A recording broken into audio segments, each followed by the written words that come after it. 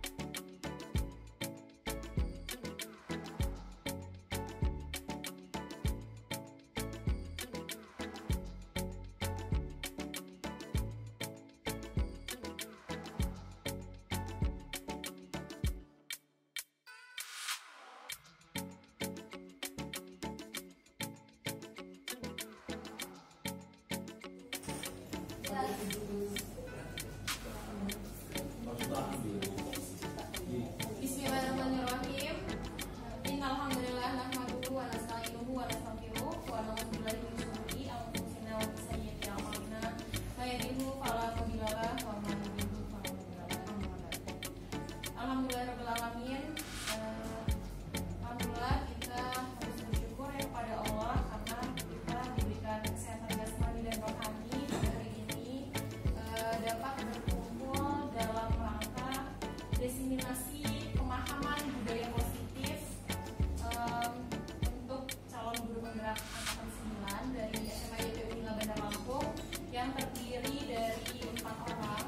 Yang pertama yaitu saya sendiri, Syafiqa, lalu Adam Syuhada, Fitra Fauziah, dan Faranesia. Salam serta salam marilah kita junjung agungkan kepada Nabi besar Muhammad Sallallahu Alaihi Wasallam yang mana kita tunggu syafaatnya di yaumil akhir. Baiklah, untuk yang pertama sambutan dari wakil kurikulum kepada Bapak Solihin. Assalamualaikum warahmatullahi wabarakatuh. Waalaikumsalam warahmatullahi wabarakatuh. Kami pun yang amat para penggerak, baik yang sudah jadi penggerak maupun calon penggerak, diri Pak Adam, kita para manusia. Hari ini akan mendefinisikan tentang budaya positif yang saya hormati juga Bapak Ibu Dewan Guru Staf yang hadir pada kesempatan hari ini. Maka bersyukur kepada Allah Ta'ala nikmat yang bisa berkurang kepada kita sehingga pada siang hari ini kita bisa bersama-sama hadir untuk sama-sama memastikan hasil pemaparan dan diseminasi dari kita nanti guru penggerak sama itu adalah angkatan 9. Hari ini adalah suatu yang baik buat kita semua, buat kalian. Nah, apa yang akan diseminasikan oleh Ibu Syafiqa dan oleh guru penggerak yang lain, calon penggerak khususnya angkatan 9 ini mengangkat tentang budaya positif. Mudah-mudahan hal-hal positif yang kemudian ada tentunya akan kita lestarikan, kita jadikan budaya sehingga kemudian hal positif itu menjadi sesuatu yang sangat berguna tentunya buat kita semua, terutama untuk lingkungan sama itu. Ingat Bapak Ibu sekalian, memang kita harus sadar dan kita sama-sama tahu mungkin lingkungan dan sebagainya sangat berpengaruh. Lingkungan keluarga, kemudian pertama anak-anak kan paling banyak sehari itu dari sekolah. Maka ketika kemudian lingkungan ini tidak baik, maka itu akan berakibat juga kepada anak kita. Maka dengan lingkungan yang ada ini, kalau kemudian kita sebagai guru konsen untuk memberikan hal positif kepada anak kita, mudah-mudahan budaya positif yang ada di desa sebenarnya akan kemudian bisa menjadi hal yang baik tentunya buat anak-anak kita. Mungkin itu saja Budi dan supaya pendidikan lagi saya selaku orang tua kepada calon muda ini mudah-mudahan nanti bisa dibacakan dan bisa mengikuti rekan-rekan yang lain menjadi lebih baik. Saya jadi assalamualaikum warahmatullahi wabarakatuh. Terima kasih Bapak Solihin atas sambutannya. Untuk mempersingkat waktu, kita langsung saja ke presentasi diseminasi pemahaman dan penerapan pengalaman budaya positif. Ya, itu untuk mengawali saya akan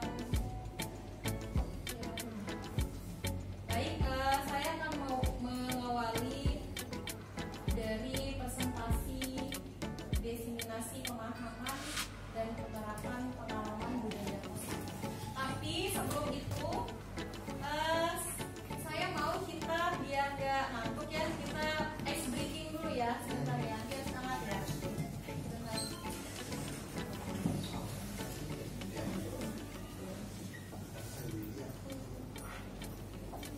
Ya, sebentar ya Bu.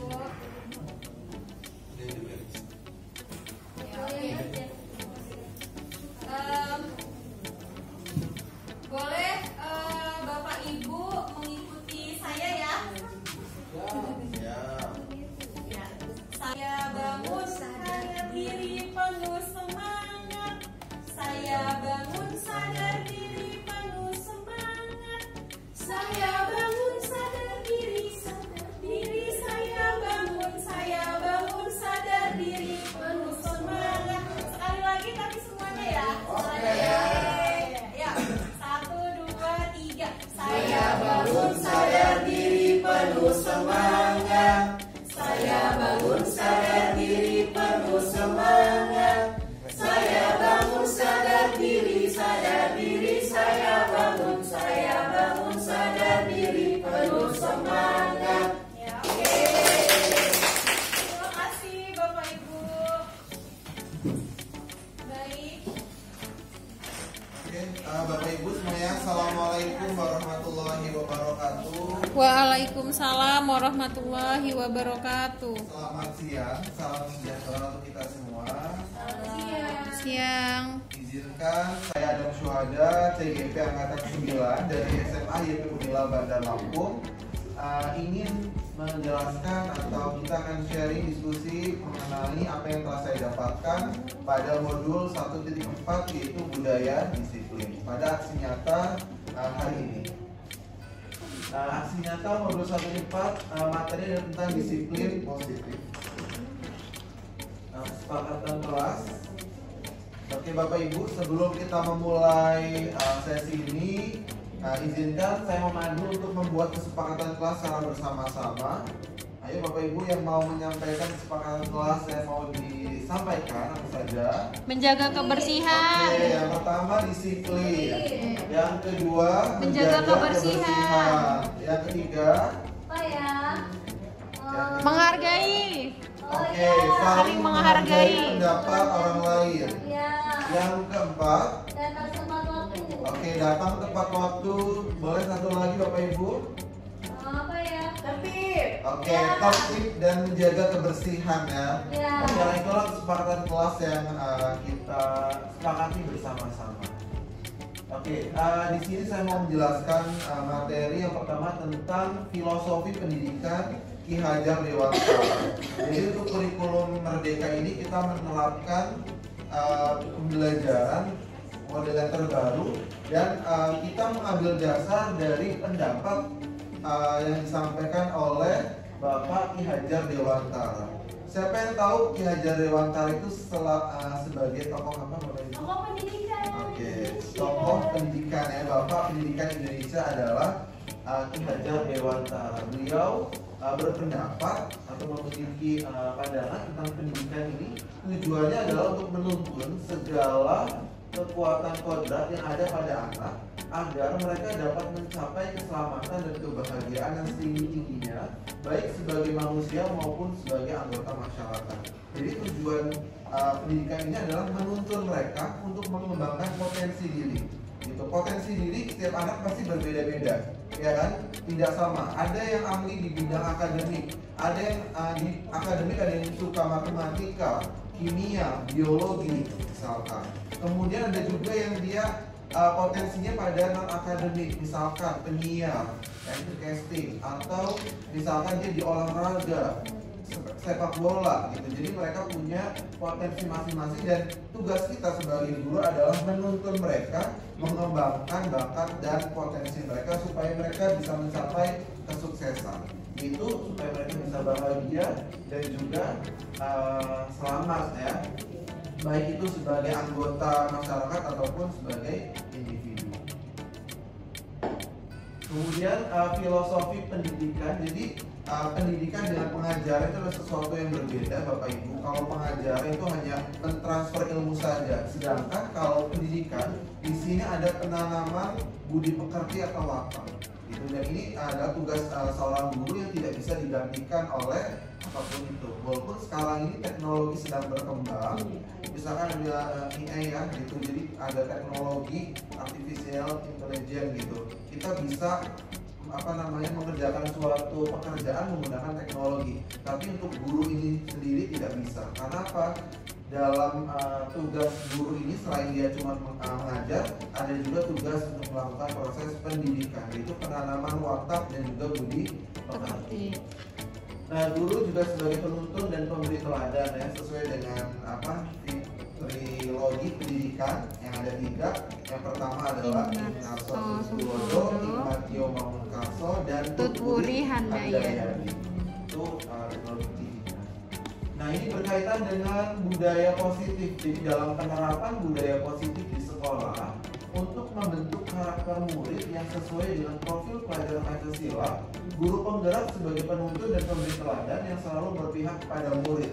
Jadi pendidikan kita ini harus berpihak pada murid itu yang utama. Hal ini bertujuan agar anak murid memiliki kesadaran serta bertanggung jawab menjadi diri sendiri. Nah, budaya positif, apa itu budaya positif? Jadi budaya positif adalah sebagai bentuk kontrol diri, yaitu belajar untuk mengontrol diri agar dapat mencapai suatu tujuan yang mulia. Nah, tujuan mulia ini mengacu pada nilai-nilai positif yang kita sebut sebagai nilai kebajikan universal.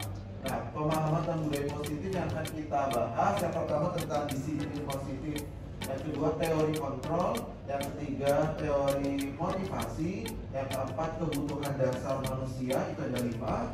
Kemudian pemahaman tentang apa itu hukuman dan juga penghargaan, posisi kontrol guru, keyakinan kelas, dan yang terakhir adalah segitiga restitusi. Teori kontrol. Jadi pada teori ini dinyatakan bahwa setiap perilaku kita dan setiap tindakan kita yang menentukan atau yang bisa mengontrol dari diri kita sendiri. Baik itu kita sebagai guru, ya apakah kita menjadi guru yang baik atau tidak tergantung dari kontrol kita sendiri. Dan juga kita memposisikan diri sebagai murid. Artinya murid juga memiliki kontrol pada diri mereka sendiri. Gitu. Kapan mereka bisa mengambil keputusan, kapan mereka bisa diperintah, misalkan seperti itu.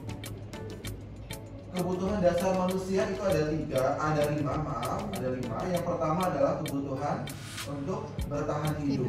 Yang kedua, kebutuhan untuk mendapatkan kasih sayang dan rasa diterima. Yang ketiga, kebutuhan akan kebebasan. Yang keempat, kebutuhan akan kesenangan. Dan yang kelima adalah kebutuhan untuk mendapatkan penguasaan. Oke, di sini ada hukuman dan juga penghargaan. Hukuman ini bersifat tidak terencana atau tiba-tiba, dan itu biasa dari bersifat menyakitkan ya, karena apa? Apabila anak melakukan suatu kesalahan, biasanya ada peran guru itu langsung memberikan hukuman kepada anak tersebut. Tetapi di balik hukuman tersebut ternyata ada dampak negatif yang itu akan menyakitkan bagi si anak tersebut. Ya. Kemudian untuk penghargaan, Bapak Ibu apakah setuju ketika anak itu mendapat berperilaku baik lalu kita berikan suatu penghargaan? Setuju atau tidak? Setuju. Oke. Yang setuju, alasannya kenapa Ibu Melda? Kalau misalkan anak itu melakukan suatu tindakan yang baik, kemudian kita kasih penghargaan. Supaya anak tersebut lebih termotivasi lagi untuk lebih banyak melakukan tindakan baik. Oke, berarti penghargaan itu menjadi suatu motivasi ya. Kalau dari Bu Rina, iya. Kalau saya setelah melihat kayak kita di sekolah kita setiap Senin kan gini ya, tapi anak yang lain berapa ratus anak itu tersisihkan dan terabaikan, mereka gimana? Dan itu rasanya pasti mereka membuat tanda diri dari anak-anak yang lain. Oke, nanti kita bahas ya apa dampak dari kita memberikan hukuman dan juga apa dampak kita memberikan suatu penghargaan. Posisi kontrol guru, jadi kita sebagai seorang guru memiliki 5 kontrol, jadi kita bisa memilih ya, bisa memilih kita akan berperan sebagai apa? Apakah kita mau sebagai penghukum, artinya ketika anak melakukan kesalahan lalu kita langsung beri hukuman. Yang kedua, apakah kita mau menjadi seorang teman bagi mereka? Apakah kita mau menjadi seorang pemantau? Apakah kita mau menjadi seorang membuat merasa bersalah bagi anak, atau kita selaku manajer? Nah, kalau selaku manajer ini berarti kita lebih ke menyadarkan dan menanyakan alasan kenapa anak itu melakukan suatu kesalahan, supaya mereka ini ketika di waktu yang lain ketika ada kejadian yang sama dia akan tidak mengulangi kegiatan tersebut lagi gitu. Mereka akan belajar dari kesalahan yang sudah diperbuatnya dan mencari atau menemukan suatu solusi atas permasalahan tersebut.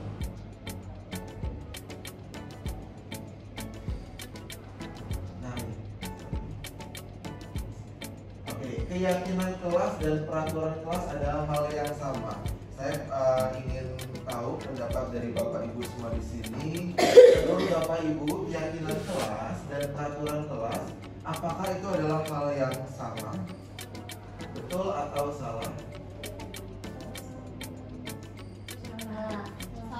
Salah. Kalau peraturan kelas itu apa? Wali kelas buat. Sudah dibuat. Oke, jadi kalau peraturan itu sesuatu yang sudah dibuat dan harus dipatuhi oleh anak. Contohnya peraturan sekolah juga ada ya. Di sekolah itu ada peraturan, misalkan tidak boleh menggunakan sepatu selain hitam, kaos kakinya berapa tingginya, rambut tidak boleh gondrong. Itu adalah peraturan, ya. Sedangkan keyakinan kelas itu apa, Bapak Ibu? Keyakinan kelas. Keyakinan kelas itu percaya sesuatu yang dibuat bersama-sama. Sesuatu yang dibuat bersama-sama dan diyakini oleh kelas tersebut ya, menjadi sesuatu yang baik. Dan di situ ada nilai kebajikan universalnya. Oke, berarti ini adalah salah ya. Ya benar. Jadi keyakinan kelas dan peraturan kelas adalah hal yang tidak sama. Yang kedua, keyakinan kelas berlandaskan nilai-nilai kebajikan atau prinsip universal. Benar atau salah? Betul. Ya tadi ya, misalkan gini, Bapak Ibu pernah ini kan ada peraturan di kelas, misalkan tidak boleh membuang sampah sembarangan, dilarang membuang sampah sembarangan. Itu sebuah peraturan atau keyakinan kelas? Peraturan. Nah, kita harus merubah suatu peraturan tersebut menjadi keyakinan kelas. Contohnya gimana berarti? Kalau misalnya dilarang membuang sampah sembarangan, nah kita rubah yang tadi kalimat negatif menjadi kalimat yang bersifat positif. Jadi sebisa mungkin kita tidak menggunakan kata-kata negatif, tapi kita ganti jadi kalimat yang positif.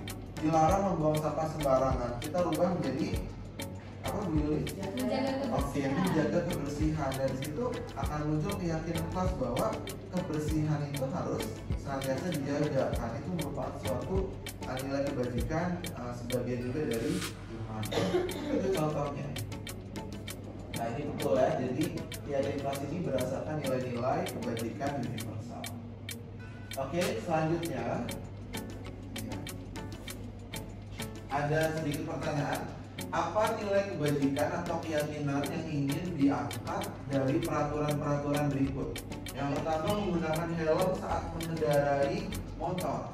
Kira-kira nilai kebajikannya itu apa? Kenapa ada peraturan atau ada keyakinan seperti itu? Menjaga keselamatan. Oke, menjaga keselamatan. Ya. Ada lagi pendapat yang lain dari Bapak Ibu? Menggunakan helm saat mengendarai motor. Jadi itu nilai apa sebenarnya yang ingin ditanamkan? Nilai keamanan, tadi dari Bu Rina keselamatan. Oke, nanti kita cari jawabannya bersama di bawah ya. Yang kedua, membuang sampah pada tempatnya. Ini ada suatu keyakinan kelas dan nilainya itu apa? Nilai kebajikan yang ingin ditanamkan pada keyakinan kelas ini. Membuang sampah pada tempatnya. Jaga kebersihan. Oke, kebersihan ya. Nilainya apa? Kebersihan. Kebersihan. Yang ketiga, dilarang menggunakan kata-kata kasar. Nilai kebajikannya apa Bapak Ibu? Budi pekerti, bahasa yang santun, gitu ya. Oke, kita lihat. Jadi nilai keyakinan dari nilai-nilai apa namanya? Kebajikan pada keyakinan kelas yang pertama yaitu menggunakan helm saat mengendarai motor. Nah, nilai kebajikan adalah nilai keselamatan, gitu ya. Membuang sampah pada tempatnya. Nah, nilai kebajikannya adalah menjaga kebersihan. Dilarang menggunakan kata-kata kasar. Nah, nilai kebajikan adalah sopan santun. Jadi kata-kata ini adalah kata-kata yang menjadi nilai kebajikan yang harus ditanamkan pada anak. Dan anak itu sadar akan pentingnya nilai-nilai kebajikan tersebut. Harapannya nanti kita di kelas bisa membuat keyakinan kelas secara bersama-sama. Apabila sudah ada peraturan kelas, misalkan ini, sekarang Bapak Ibu punya peraturan ya, begitu banyak larangan apa saja yang tidak boleh dilakukan di kelas. Nah, kita coba mulai pertemuan berikutnya misalkan mengajak anak untuk merubah atau merevisi gitu, peraturan kelas yang sudah terbentuk menjadi sebuah keyakinan kelas. Kalau sebelumnya kita mengenal dengan kesepakatan kelas ya, tapi untuk sekarang kita berubah menjadi keyakinan kelas. Jadi keyakinan kelas ini harus ada nilai-nilai kebajikan yang ingin ditanamkan. Kemudian kita membuat suatu kalimat yang kalimatnya itu positif, jangan lagi negatif. Misalkan dilarang makan di kelas, dilarang menggunakan handphone, dilarang buang sampah sembarangan. Kita ganti dengan membuang sampah pada tempatnya, menggunakan handphone dengan bijaksana. Seperti itu. Itu adalah keyakinan kelas. Nah, bagaimana urutan atau langkah-langkah dalam menetapkan keyakinan kelas? Ini ada 6 langkah, Bapak Ibu nanti bisa dicari urutannya. Oke, menurut Bapak Ibu, bagaimana urutan yang benar dari langkah-langkah untuk menetapkan keyakinan kelas serta pendalamannya? Yang pertama kira-kira bisa gini, Bapak Ibu sudah ada peraturan. Nah, peraturan itu akan kita rubah menjadi keyakinan kelas. Langkah pertama yang dilakukan itu bagaimana?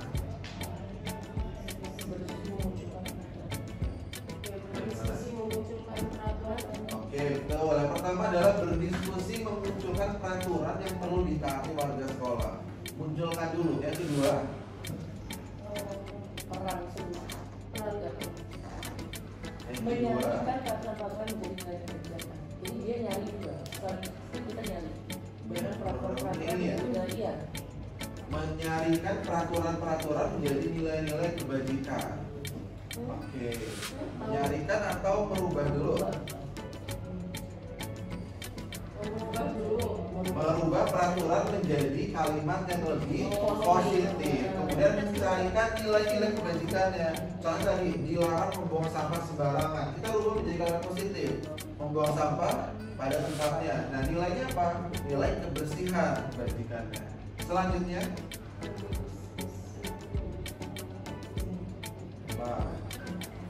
oke, berdiskusi mengenai gambaran perilaku yang mencerminkan keyakinan kelas. Jadi dijelaskan bahwa kebersihan kelas itu gimana, perilaku yang menggambarkan nilai menjaga kebersihan ya. Baru yang kelima berdiskusi mengenai peran seluruh warga kelas. Misalkan kayak membuat jadwal apa untuk masuk ke dalam peran seluruh warga kelas. Dan yang terakhir adalah meninjau ulang keyakinan kelas dari waktu ke waktu. Nah, ini ada jawabannya. Yang pertama adalah berdiskusi memunculkan peraturan kelas. Yang kedua, mengubah peraturan menjadi kalimat yang positif. Yang ketiga, peraturan itu kita cari nilai-nilai kebajikannya. Yang keempat, berdiskusi mengenai gambaran perilaku yang mencerminkan keyakinan kelas. Yang kelima, berdiskusi mengenai peran seluruh warga dan meninjau ulang keyakinan kelas yang sudah dibuat. Nah, ini urutan bagaimana cara membuat keyakinan kelas secara bersama-sama di kelas. Oke, tadi sudah dibahas oleh saya tentang 5 kebutuhan dasar manusia.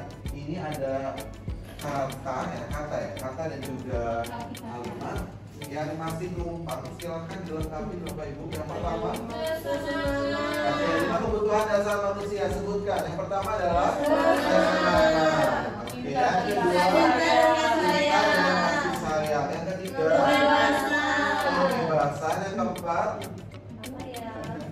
Yang keempat apa Bapak Ibu? Apa? Yang keempat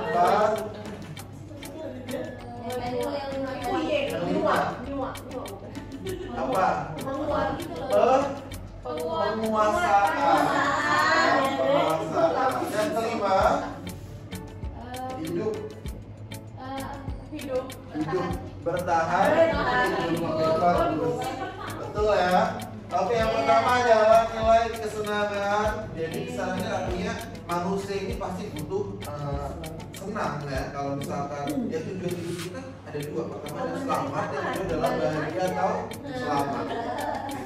Nah, yang kedua cinta dan kasih sayang. Ada kebutuhan untuk diterima dan memberi serta menerima kasih sayang atau mendapatkan koneksi dari orang lain.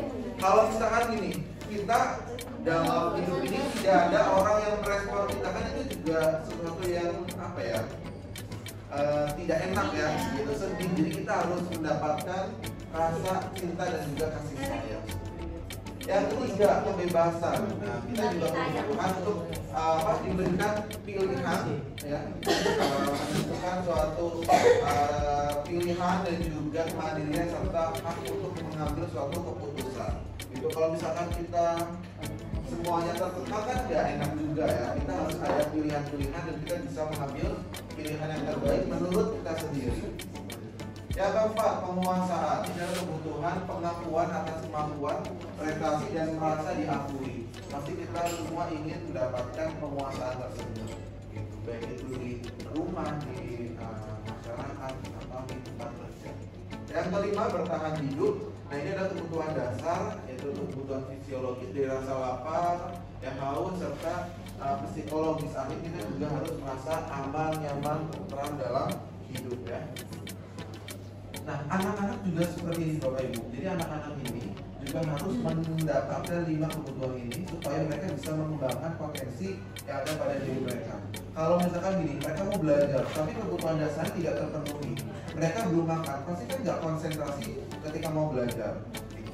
Kemudian kebebasan. Anak-anak ketika lagi dalam kelas, kemudian dia tertekan nggak bisa menyampaikan pendapatnya, tentu juga mereka kan tidak bisa berkembang potensinya. Yang harusnya dia mau menyampaikan pendapat karena dia takut atau apa, ya, akhirnya dia diam saja. Itu juga salah satu kebutuhan dasar yang harus mereka penuhi. Nah, tujuan apabila kebutuhan ini terpenuhi semua, maka potensi diri mereka akan berkembang. Nah, 3 tahapan dalam melakukan restitusi. Yang pertama, menstabilkan identitas. Yang kedua, validasi tindakan yang salah. Dan ketiga, menanyakan keyakinan. Nah, ini adalah suatu proses dialog. Jadi Bapak Ibu, kalau misalkan anak melakukan suatu kesalahan, kan tadi kita sudah belajar ya bahwa ada 5 posisi kontrol. Ada yang sebagai penghukum, pemantau, kemudian sebagai teman, dan yang paling baik adalah sebagai manajer. Nah, kita harus memanajeri setiap perlakuan atau tindakan anak yang salah dan mencarikan solusinya. Gitu. Bagaimana caranya? Yang pertama adalah menstabilkannya dulu. Menstabilkan identitas. Maksudnya adalah gini, ketika anak ada melakukan satu kesalahan, dia datang terlambat, apa yang akan Bapak Ibu lakukan pertama kali? Negur, marah. Nah, itu kan kontrol diri kita beda-beda ya. Tapi kalau menurut segitiga restitusi, yang harus pertama dilakukan adalah kita menstabilkan dulu. Karena ketika anak datang terlambat, pasti mereka ada rasa buru-buru, takut apa. Nah, itu kita menstabilkan dulu. Gitu. Misalkan gini, Nah, jam berapa ini? Gitu. Kita tanya dulu jam. Tanya dulu. Iya Pak, sekarang jam 7:30. Kamu tahu kan, harusnya masuknya jam berapa?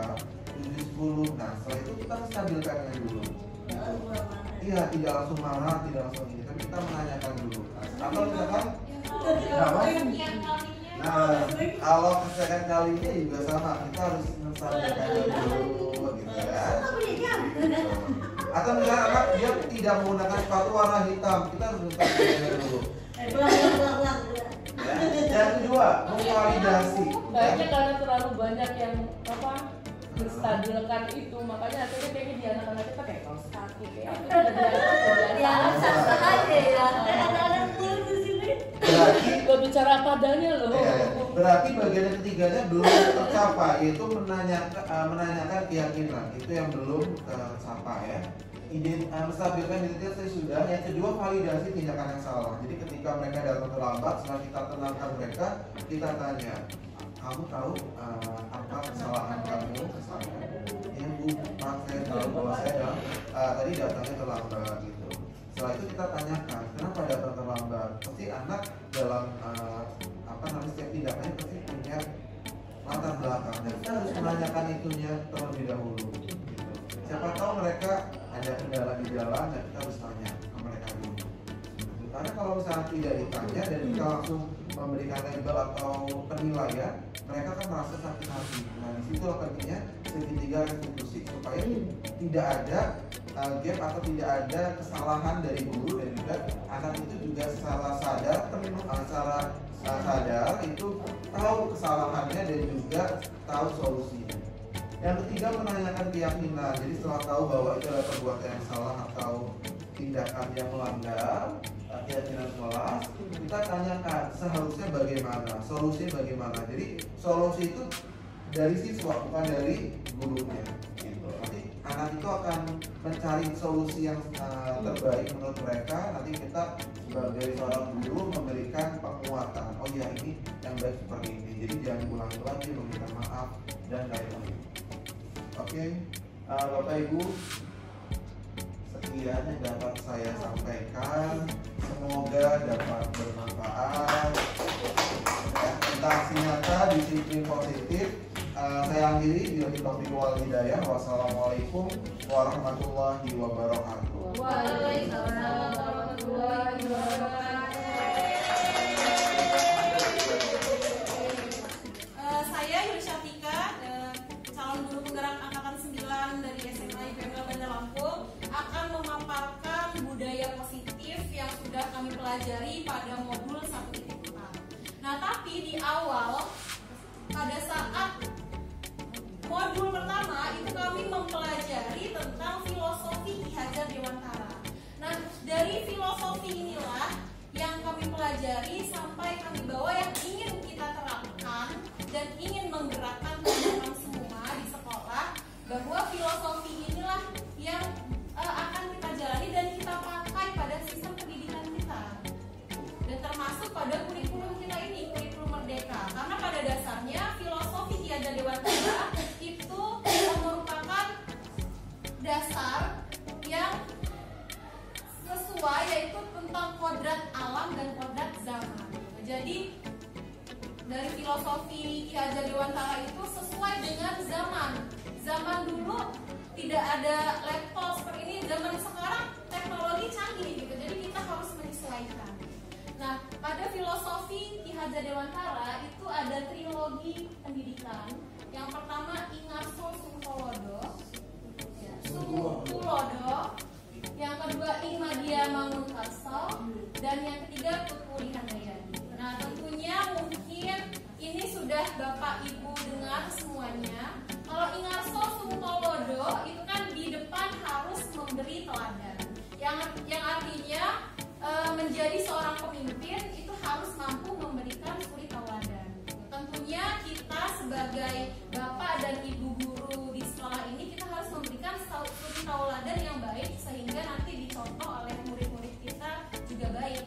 Kalau kita ingin murid kita baik, dari kitanya bapak ibu gurunya pun juga harus baik.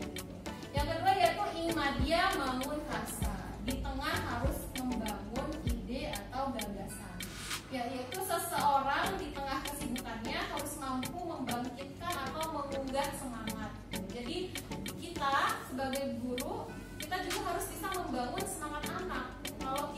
gurunya juga lemas, ya kemungkinan untuk membangun semangat anaknya juga akan sulit. Jadi dari kitanya harus semangat sehingga nanti muncul semangat juga gitu dari murid. Kemudian tuturi handayani. Nah ini paling sering kita dengar gitu ya, tuturi handayani. Sampai nama sekolah pun ada yang namanya seperti ini, tuturi handayani. Ya artinya di belakang harus bisa memberikan dorongan. Nah tentunya kita sebagai guru kita harus bisa mendorong anak untuk maju dan sukses dengan cara kita mengajarkan yang terbaik untuk mereka. Yang artinya seorang harus memberikan dorongan moral dan semangat dari belakangnya. Dan itu memang harus tugas seorang guru. Ya selanjutnya pada penerapan konsep budaya positif di sini yang kita akan bahas yaitu disiplin positif dan nilai-nilai kebajikan universal, lalu teori motivasi, hukuman dan penghargaan serta restitusi, lalu keyakinan kelas, kebutuhan dasar manusia dan dunia berkualitas, posisi kontrol guru dan segitiga restitusi. Ya, jadi kita akan membahas selanjutnya.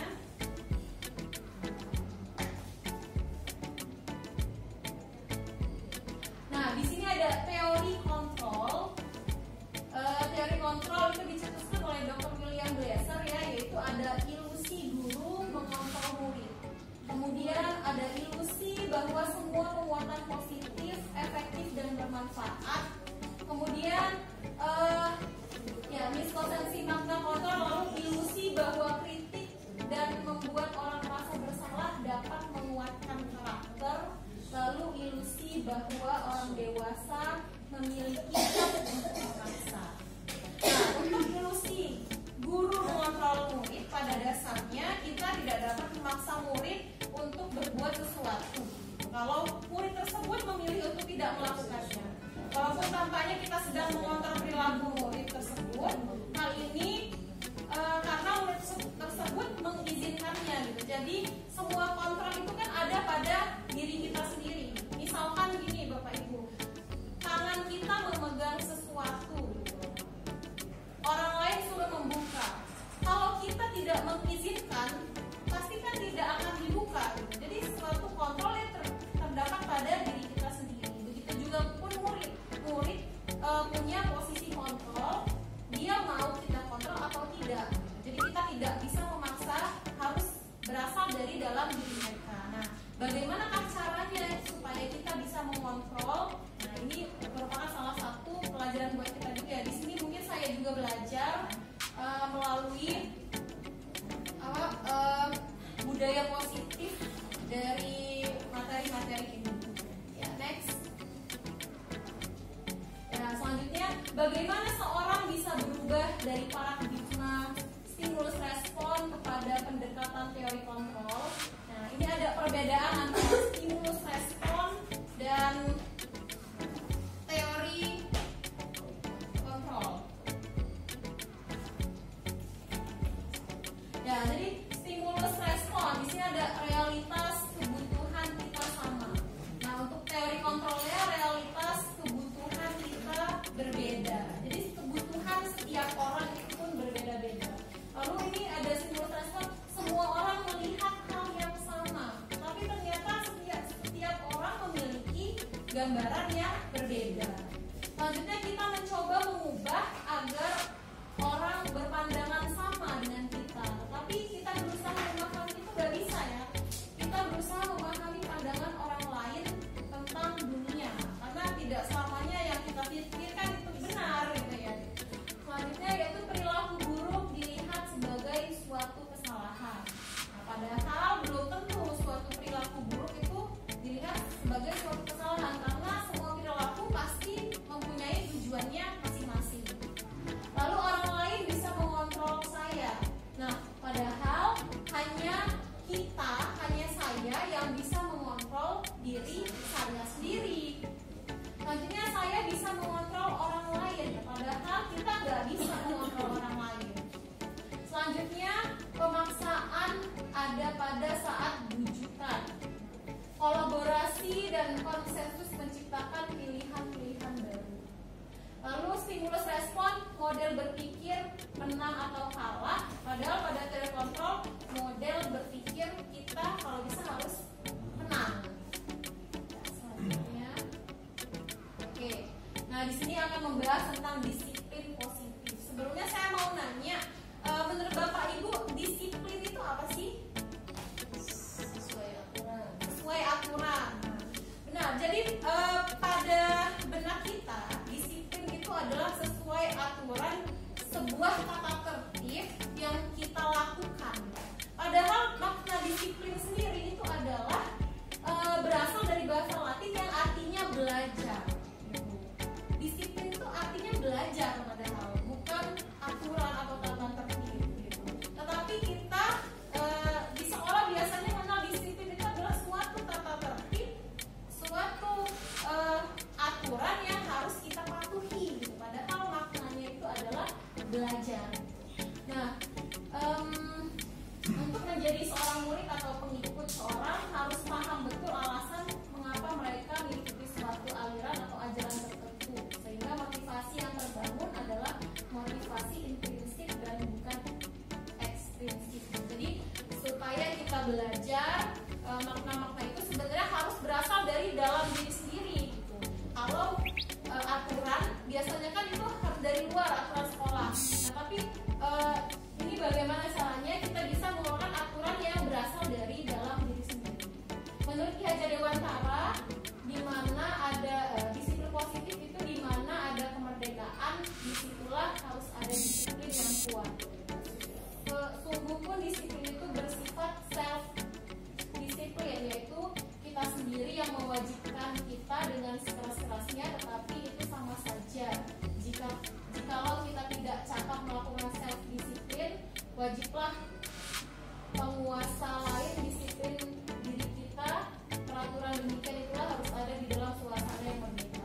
Sebagai pendidik, tujuan kita adalah menciptakan anak-anak yang memiliki disiplin diri sehingga mereka bisa berperilaku dengan mengacu pada nilai-nilai kebajikan universal dan memiliki motivasi intrinsik bukan ekstrinsik. Jadi kalau bisa kita mengajarkan motivasi itu keluarkan dari dalam diri anak gitu, sehingga secara tidak sadar mereka akan bertanggung jawab dengan kemauannya sendiri. Ya, selanjutnya yaitu tentang nilai-nilai kebajikan. Nilai kebajikan universal yang berarti nilai-nilai kebajikan yang disepakati bersama, lepas dari suku, bangsa, agama, bahasa maupun latar belakang. Nilai-nilai ini merupakan payung besar dari sikap dan perilaku kita, atau nilai-nilai ini merupakan fondasi dalam berperilaku. Nilai-nilai kebajikan adalah sifat-sifat positif manusia yang merupakan tujuan mulia yang ingin dicapai setiap individu. Jadi nilai-nilai kebajikan itu adalah nilai-nilai positif yang ada pada diri. Ya, selanjutnya langsung ke selanjutnya. Nah, di sini ada contoh dari nilai-nilai kebajikan.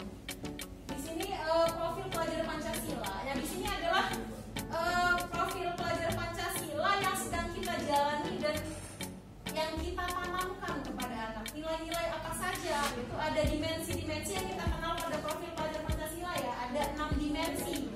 Ya, beriman. Kalau kita ada lagunya ya. Pelajar Pancasila beriman dan bertakwa pada Tuhan Yang Esa dan berakhlak mulia, berkebinekaan global, gotong royong mandiri, kreatif dan bernalar kritis. Nah, itu profil pelajar Pancasila, nilai-nilai yang ingin kita tanamkan pada kurikulum merdeka ini yang kita jalankan pada pembelajaran dan juga pada proyek profil kekuatan Pancasila. Lalu di sini ada nilai-nilai kebajikan dari Igo Primary Years program PYP, yaitu toleransi, rasa hormat, integritas, mandiri, menghargai, antusias, empati, pengetahuan, kreativitas, kerjasama, percaya diri, dan komitmen. Lalu keterampilan hidup dapat dipercaya, lurus hati, pendengar yang aktif, tidak merendahkan orang lain, dan memberikan yang terbaik dari diri. Nah, sebenarnya ini sudah terangkum semua dalam profil pelajar Pancasila itu sendiri. Nah, selanjutnya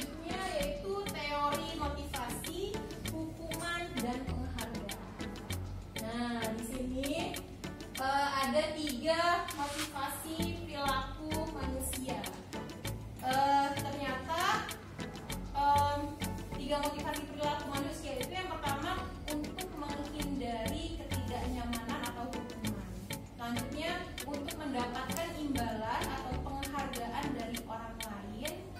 Lalu untuk menjadi orang yang mereka inginkan dan menghargai diri sendiri dengan nilai-nilai yang mereka percaya. Nah, jadi sebenarnya itu yang ada pada dasar manusia ya, pada diri sendiri itu. Nah, tetapi ternyata ya di sini hukuman, konsekuensi dan restitusi. Terkadang kita tidak bisa membedakan antara hukuman dan konsekuensi. Apakah kita sudah benar memberikan hukuman kepada anak? Apakah kita memberikan konsekuensi sehingga tersadar dalam diri anak bahwa mereka melakukan kesalahan? Apa yang harus dilakukan? Ada solusi berupa restitusi. Nah, contoh di sini ada identitas gagal, suatu hukuman. Lalu ada identitas sukses, disiplin yang berupa konsekuensi dan restitusi. Contoh di sini ada sesuatu yang menyakitkan. Kalau berupa hukuman itu kan berarti sesuatu yang menyakitkan dan harus terjadi ya. Misalkan anak mempunyai kesalahan, lalu kita berlakukan hukuman, itu kan harus dilakukan oleh anak. Nah, itu ternyata sesuatu yang sangat menyakitkan untuk anak. Nah, beda dengan konsekuensi. Kalau konsekuensi itu kan sesuatu yang harus terjadi. Misalkan anak menumpahkan air di meja teman. Apa konsekuensinya gitu? Itu bukan sebuah hukuman ya. Apa konsekuensinya? Dia kan harus membersihkan. Nah, itu merupakan konsekuensi yang ada pada anak gitu. Jadi bukan suatu hukuman, itu ada resiko atau konsekuensi yang harus dia jalani. Lalu restitusi merupakan pilihan. Selanjutnya hukuman ya, tidak nyaman untuk murid atau anak untuk jangka waktu panjang. Untuk konsekuensi tidak nyaman untuk murid atau anak untuk jangka waktu pendek. Jadi ternyata kalau hukuman itu bisa berdampak panjang untuk anak, bahkan bisa dendam gitu ya. Sendiri. Jadi untuk konsekuensi mungkin memang tidak nyaman, tapi untuk jangka waktu pendek, karena ketika dia sudah menyelesaikan hasil konsekuensi dia, resiko yang telah dia buat, ya mungkin sudah sampai selesai, sudah sampai situlah gitu. Jadi jangka pendek. Nah, tapi kalau restitusi itu akan menguatkan untuk murid atau anak dalam jangka waktu panjang. Kenapa? Karena pada restitusi ada beberapa tahapnya, sehingga mereka akan memunculkan kesalahan apa, kesadaran diri yang telah dia buat, lalu akan memikirkan solusi dari perilaku yang telah dia atau kesalahan yang sudah dia buat. Nah, lalu untuk hukuman, murid kalau dihukum tentunya pasti akan merasa tersakiti setelah dihukum. Jangankan murid, kita juga kalau melakukan kesalahan lalu kita dihukum dan itu harus tidak dilakukan, pasti kita juga akan merasa tersakiti. Tetapi kalau konsekuensi mungkin ya pada saat itu saja dibuat tidak nyaman. Nah, tapi kalau untuk restitusi, murid akan mendapatkan suatu penguatan gitu, karena mereka menyadari dari keyakinan yang sudah mereka buat, lalu mereka memunculkan solusi dari diri sendiri. Dan untuk restitusi, masalah akan terpecahkan karena dari solusi yang sudah mereka buat. Selanjutnya masih tentang hukuman, konsekuensi dan restitusi. Nah, di sini sistem tidak akan berjalan bila murid tidak takut. Berlaku hanya pada sebuah institusi, tidak berlanjut pada kehidupan nyata. Peraturan adalah kamu harus melakukannya. Itu karena hukuman kalau tidak dilakukan akan mendapatkan hukuman. Tapi kalau kan konsekuensi memerlukan monitoring, supervisi, dan harus terus menerus dari guru, lalu membantu penerapan mengikuti peraturan dalam masyarakat. Tapi kalau restitusi, murid belajar bertanggung jawab untuk perilakunya, fokus pada pemecahan masalah dalam jangka waktu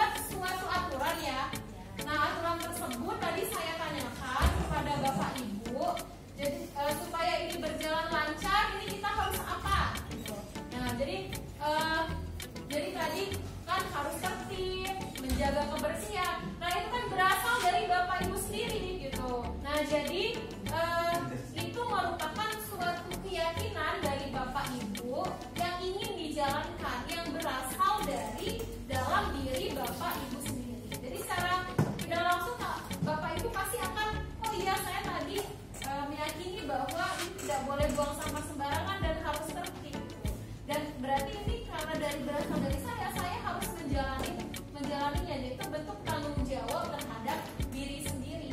Itulah restitusi, keyakinan kelas. Nah,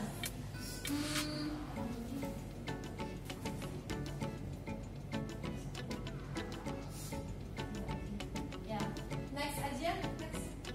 Kebutuhan dasar. Ya. Nah, di sini kebutuhan dasar manusia dan dunia berkualitas. Untuk kebutuhan dasar, apakah kebutuhan dasar Bapak Ibu berbeda-beda? Beda-beda ya? Ya, Ya. dasarnya sama. Pada dasarnya sama, tapi beda-beda. Misal kebutuhan sandang, kebutuhan pangan.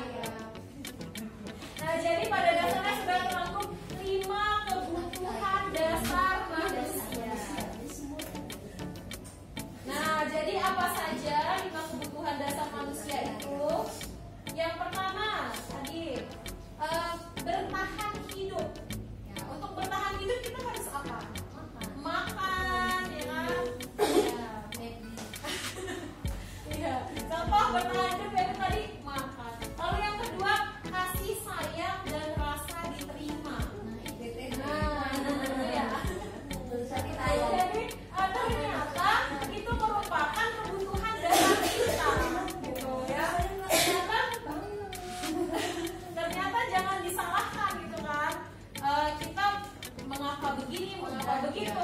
Kodrat ternyata kita butuh rasa kasih sayang, gitu. Itu merupakan kebutuhan dasar kita sebagai manusia. Gitu. Ya begini untuk kasih sayang nggak jadi ya kasih sayang dan rasa diterima. Ternyata itu adalah kebutuhan kita, kebutuhan dasar manusia. Lalu penguasaan. Nah, contoh penguasaan ini misalkan saya ada prestasi nih, misalkan ya. Saya ada prestasi. Apa iya pengen disimpan sendiri? Enggak kan ya? Kalau bisa, oh iya orang lain tahu loh saya ini ada prestasi.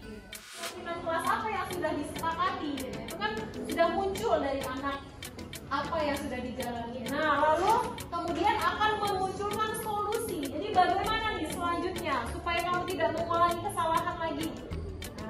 Nah, izinkan saya memandu untuk membuat kesepakatan kelas secara bersama-sama. Ayo Bapak Ibu yang mau menyampaikan kesepakatan kelas yang mau disampaikan apa saja? Oke, yang pertama disiplin. Yang kedua menjaga kebersihan. Yang ketiga, yang ketiga, oke, saling menghargai pendapat orang lain. Yang keempat, oke, datang tepat waktu. Boleh satu lagi Bapak Ibu? Tertib. Oke, tertib dan menjaga kebersihan ya. Dan itulah kesepakatan kelas yang kita sepakati bersama-sama. Oke, di sini saya mau menjelaskan materi yang pertama tentang filosofi pendidikan Ki Hajar Dewantara. Oke, selamat sore anak-anak semua. Sebelumnya, assalamualaikum warahmatullahi wabarakatuh. Waalaikumsalam warahmatullahi wabarakatuh. Pada hari ini Bapak ingin kita bersama-sama membuat suatu keyakinan kelas. Ya, keyakinan kelas ini sedikit berbeda dengan peraturan kelas. Kalau misalnya peraturan kelas sudah ada kan di kelas ini? Ya, oke, nanti kita perbaiki bersama-sama keyakinan peraturan kelas yang sudah ada di kelas 10.2 ini, kita rubah peraturan itu menjadi sebuah keyakinan kelas. Nah, keyakinan kelas ini diharapkan itu merupakan inisiasi atau pendapat dari kalian semua dan tidak menggunakan kata-kata yang bersifat negatif. Artinya, kita merubah yang tadi katanya negatif menjadi kalimat yang positif. Misalkan dilarang, kita rubah menjadi kalimat positif. Ya, nanti kita cari bersama-sama. Sebelumnya Bapak ingin memunculkan dulu peraturan kelas di 10.2 ini. Nanti kita rubah ya. Videonya. Peraturan kelas 10 berapa? 2. Yang pertama, peraturannya apa? Tidak boleh membuli. Tidak boleh membuli. Ya, di sini tidak ada yang membuli ya. Tidak boleh Membuli. Sebenarnya kalau misalnya kita tidak boleh membuli itu karena apa? Karena bisa bikin rusak mental. Ya bisa merusak mental teman. Terus apa lagi? Kenapa tidak boleh membuli? Dosa, Pak. Apa? Ya itu perbuatan dosa juga gitu ya. Oke, kita ini yang pertama peraturannya. Yang kedua apa nih peraturan kelasnya? Oke, tidak boleh membuang sampah sembarangan ya. Yang ketiga apalagi peraturannya? Tidak boleh berkata kasar. Tidak boleh berkata kasar. Yang keempat apalagi? Tidak boleh mencontek. Di kelas ini tidak ada mencontek ya? Tidak boleh mencontek. Yang kelima apalagi? Apa kemarin? Dilarang melawan pada guru, Pak. Oke. Apa? Tidak melawan guru. Peraturan ini sudah bagus ya, artinya ini semuanya pasti ada tujuan baik. Nah, tapi kita rubah peraturan ini, di mana peraturan ini masih menggunakan kata-kata yang negatif. Gitu. Kata-kata negatif itu misalkan dilarang, tidak boleh.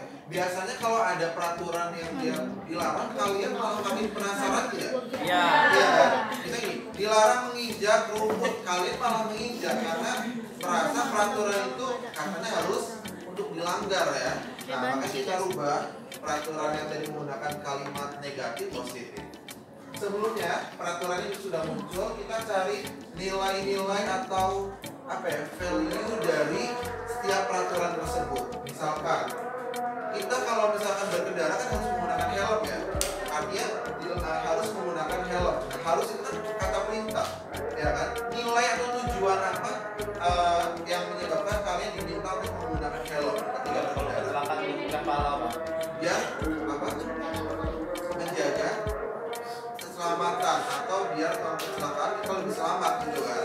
Nah berarti itu nilainya apa? Kalau kita menggunakan helm, nilai keselamatan kayak gitu. Jadi nilainya itu ada kalau misalkan kita menggunakan helm supaya apa? Nilai keselamatannya bisa tercapai. Kalau misalkan tidak boleh membuli, berarti nilainya apa? Nilai kebajikan itu apa? Saling menghargai. Menghargai. Kalau ya ini menghargai. Kalau tidak boleh membuang sampah sembarangan, nilainya apa yang ingin diterapkan? Disiplin kebersihan, ya. Kalau Nilai sejahat itu. kebersihan. Tidak boleh berkata kasar. Ayo nilai apa? Yang Sopan santun. ditanamkan. Sopan santun. Sopan santun. Tidak boleh mencontek. Nilai apa yang ingin ditanamkan? Jujur. Mandiri. Oke, mandiri. Selain mandiri apa lagi? Jujur.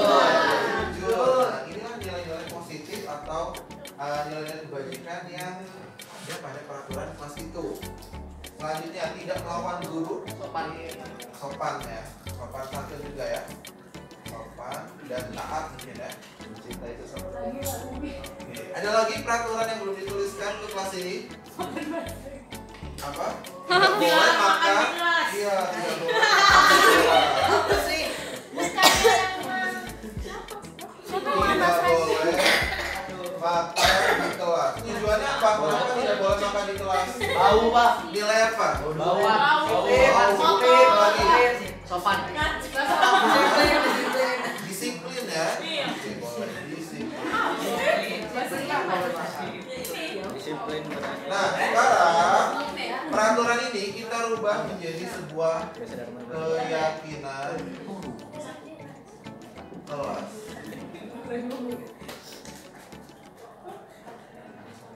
Ya. Keyakinan kelas yang pertama, tidak boleh membuli. Kita rubah kalimat negatif ini menjadi kalimat positif. Apa contohnya? Saling menghargai. Apa? saling menghargai. Berarti kita anggota kelas ya, anggota kelas, seluruh anggota kelas, seluruh anggota kelas saling mencintai, saling menghargai dulu ya, saling menghargai. Nah ini, jadi gini, kalau misalnya kita tidak boleh membuli, keyakinannya apa? Keyakinannya adalah seluruh anggota kelas itu harus saling menghargai satu sama lain. Fahir menghargai Galang, Galang menghargai Randi, Randi menghargai Yuri dan lain-lain. Ya, harus saling menghargai. Yang kedua, tidak boleh membuang sampah sembarangan. Kira-kira keyakinan kelasnya apa? Sampai Menjaga kebersihan kelas. Menjaga kebersihan kelas. Oke, berarti kita harus menjaga kebersihan kelas. Bagaimana cara menjaga kebersihan kelas? Membuang sampah pada tempatnya. Kemudian mengerjakan piket. Yang ketiga apa lagi? Apa? Tidak meninggalkan sampah di kelas ya. Yang ketiga, tidak boleh berkata kasar, sopan santun. Berarti keyakinan kelasnya apa? Yang ketiga harus bersikap sopan. Oke, bersikap sopan ya. Orang-orang Nggak boleh bikin orang patah beijing. Bersikap sopan. Sopan dan santun kan banyak ya. Artinya kita harus sopan dalam perkataan, tindakan gitu ya. Tindakan-tindakan yang kurang sopan ya kita tinggalkan ya. Yang keempat, tidak boleh mencontek, kita harus mandiri, jujur. Berarti keyakinan kelasnya apa?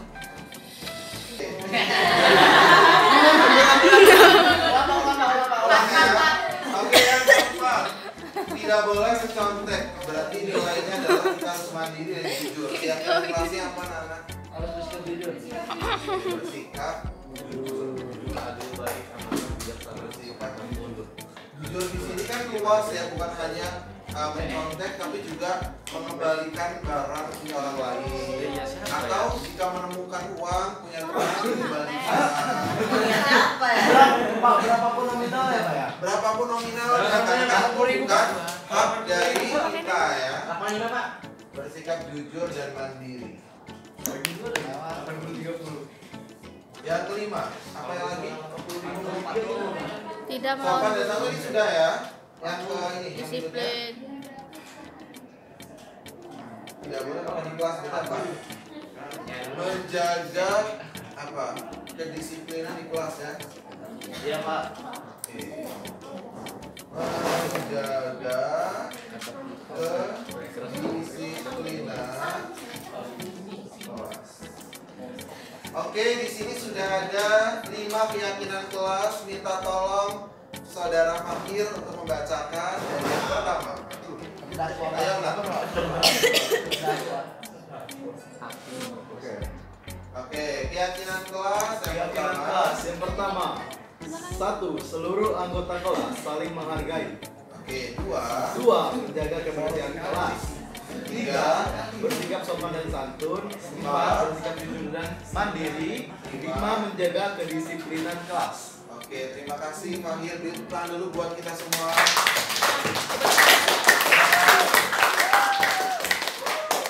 Ya, jadi sudah ada ya keyakinan kelas untuk kelas 10 2 sudah terbentuk.